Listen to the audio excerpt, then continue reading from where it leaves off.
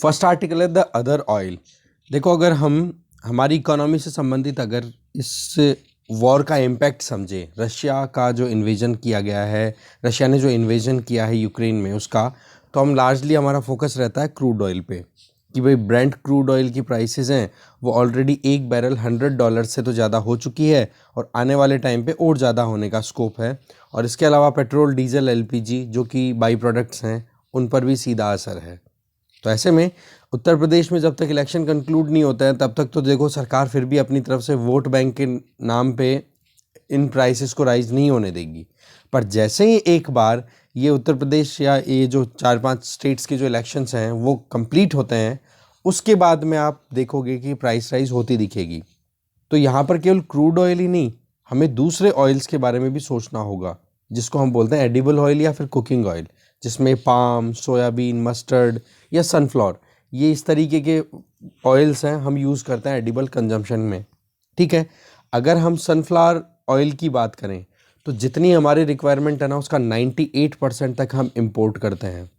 ठीक है, और उसमें भी मेनली कौन से कंट्रीज़, जो ये दो वॉर रिडन कंट्रीज़ है ना दोनों, यूक्रेन और रशिया, वहाँ से जितना हम इंपोर्ट करते हैं उसका 93% इंपोर्ट होता है। इसका मतलब सनफ्लावर तो अंडर स्ट्रेस आ गया सीधा सीधा।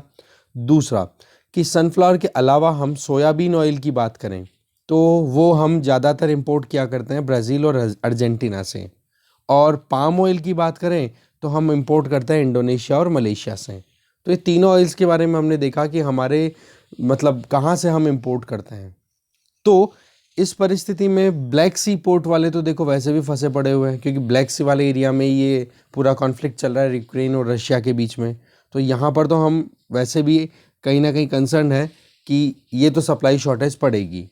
इसके अलावा जो साउथ अमेरिकन कंट्रीज़ हैं या फिर इंडोनेशिया या मलेशिया की बात करें, वहाँ पर ड्राई वेदर कंडीशन प्रिवेल कर गई। इसका मतलब वहाँ पर जो पाम ऑयल प्रोडक्शन है या सोयाबीन का जो प्रोडक्शन है वो बहुत कम हो गया।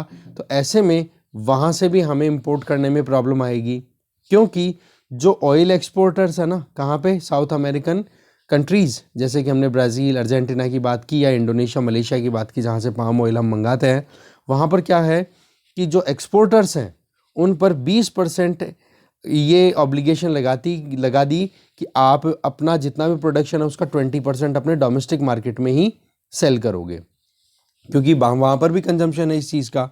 तो ऐसे में इंडिया को जो रिक्वायर्ड रहेगा उतने अमाउंट में ये ऑयल्स नहीं अवेलेबल होंगे। पाम ऑयल की प्राइसेस अगर आज देखें तो मलेशिया में आप देखो यहाँ पर 7,000 से भी ज़्यादा रिंगित हो चुकी है रेट, अगर पर टन के हिसाब से देखा जाए। जो रिंगित है ये मलेशियन करेंसी है, तो एक टन का प्राइस आप देख सकते हो। और एक रिंगित जो है वो इंडियन रुपी के अगर हम देखें इक्वलेंट तो लगभग 17.88 रुपीज़ के लगभग अभी ट्रेड कर रहा है ये एक रिंगित, है ना।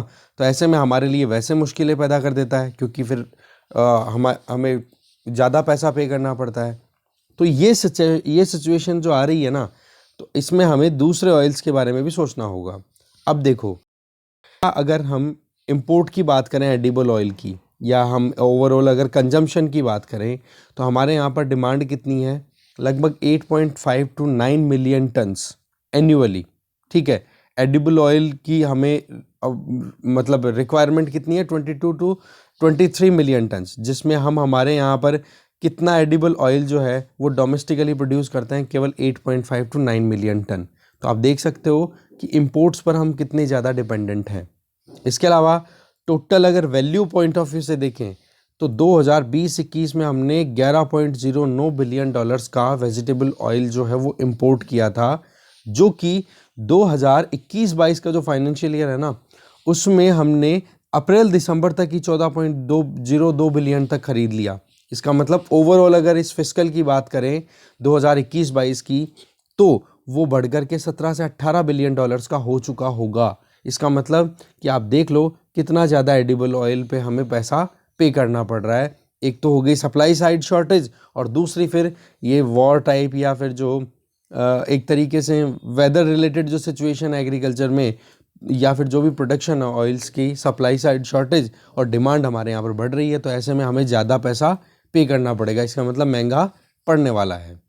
ऐसे में यूक्रेन में जो अगर देखें सिचुएशन, तो देखो ये तो डाउट था ही नहीं कि हाँ जी क्रूड ऑयल की प्राइसेस राइज होगी, क्योंकि जिस तरीके से अभी सिचुएशन एस्केलेट होती चली जा रही है ना, तो उसमें लग नहीं रहा, क्योंकि सीधी सी बात है दोनों कंट्रीज एक दूसरे, यूक्रेन तो वैसे ही बहुत ज़्यादा क्राइसिस में है, रशिया इन्वेड कर रहा है तो उस केस में रशिया पे सैंक्शंस लग रहे हैं, तो बहुत सारी इस तरीके की कॉम्प्लिकेशंस क्रिएट हो रही हैं।